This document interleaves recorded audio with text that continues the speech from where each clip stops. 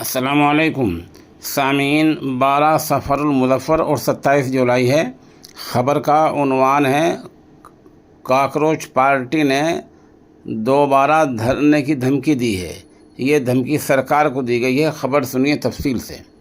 جنتر منتر احتجاج سے واپس آنے والی کاکروچ جنتا پارٹی نے دوبارہ احتجاج شروع کرنے کی وارننگ دی ہے۔ سی جے پی کے ترجمان آشوتوش رنگا نے آج ٹویٹ کیا اور اس ٹویٹ کو مرکزی وزیر جے پی نڈا اور جتیندر سنگھ کو ٹیگ بھی کیا ہے۔ اس میں الزام لگایا گیا کہ معاہدے پر عمل نہیں کیا جا رہا ہے۔ رنگا نے کہا، آپ ان کے ٹویٹ پر دیکھیں کہ معاہدے میں یہ شرط رکھی گئی ہے کہ مظاہرہ کرنے والوں کے خلاف کوئی پولیس کارروائی نہیں کی جائے گی۔ اس کے باوجود بہار اور بنگال میں بڑی تعداد میں طلباء کو گرفتار کیا گیا ہے۔ مزید یہ کہ دہلی میں سینکڑوں طلباء کو نگرانی یا ہراساں کرنے کا نشانہ بنایا گیا ہے۔ یہ عمل کئی ریاستوں میں ہو رہا ہے۔